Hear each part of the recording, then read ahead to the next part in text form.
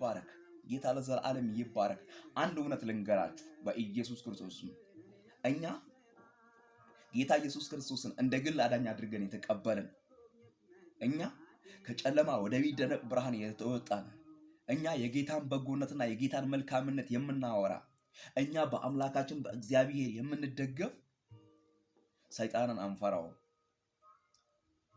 በተቃራኒው ልንገር እነዚያ አምላክ የሌላቸው በአምላካቸው በእግዚአብሔር የማይታመኑ ሌላ አማልክት ያላቸው ሰይጣንን አይሰድቡትም። ሰይጣንን አይገስጹትም። ለመሰለም አይገስጹት ወዳጃቸው ነው። ለመሰለ አንደበታቸው ላይ ሰይጣን ፍሬ አለ። ስድብ፣ ምቀኝነት፣ አድመኝነት፣ ጎሰኝነት፣ ጎጠኝነት፣ መርገም አለ በኢየሱስ ክርስቶስ። ስለዚህ ቡዳን በኢየሱስ ክርስቶስ መገሰጽ የሚችለው መስፍን ነው። ምክንያቱም ለመሰል ከአምላኩ ጋር ስለተጣበቀ በኢየሱስ ክርስቶስ ዲያብሎስን መገሰጽ የሚችለው በኢየሱስ ክርስቶስ መስፍን ነው።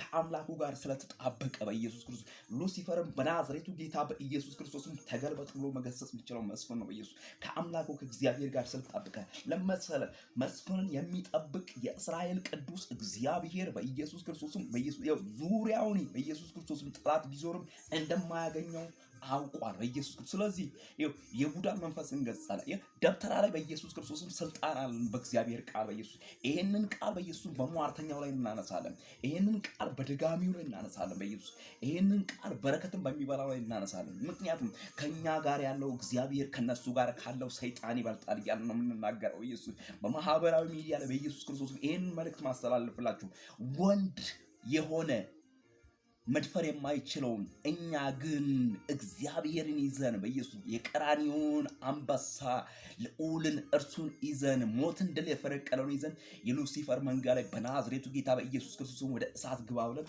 እንገስጻለን።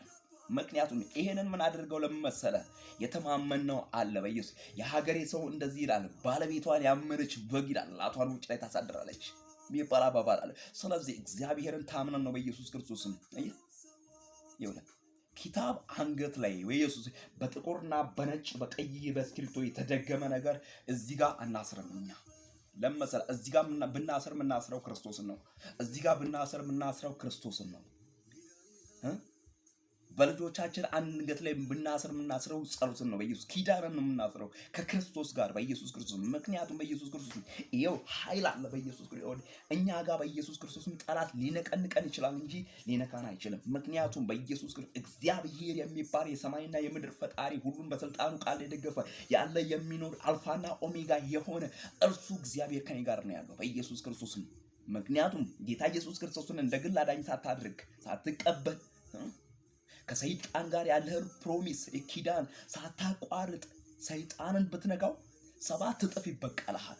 ለምን መሰለ? መጀመሪያ ጌታ ኢየሱስ ክርስቶስን እንደ ግል አዳኝ አድርገህ ተቀበል ከሰይጣን ለመራቅ።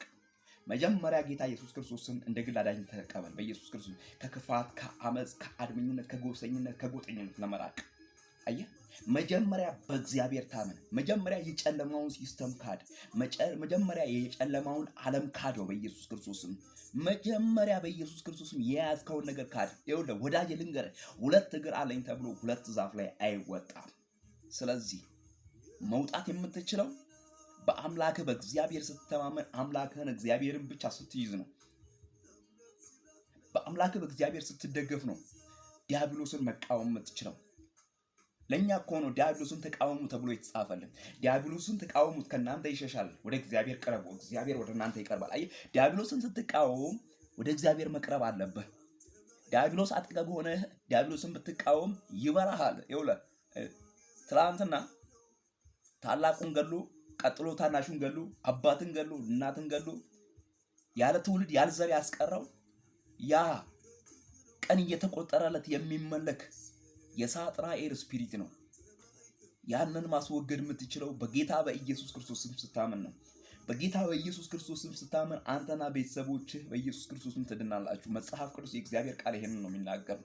በጌታ በኢየሱስ ክርስቶስ ስም ስታመን አንተ በኢየሱስ ክርስቶስ ስም በሀገርህ ብሩህ ትሆናለህ፣ በቤትህ ብሩህ ትሆናለህ፣ በሰፈርህ ብሩህ ትሆናለህ። ጠላት በኢየሱስ ክርስቶስ በአንተ ላይ ቢመጣም ስትገስጸው በኢየሱስ ክርስቶስ ይወድቃል በኢየሱስ ክርስቶስ። ምክንያቱም እግዚአብሔር አምላክ ከአንተ ጋር ነው ያለው።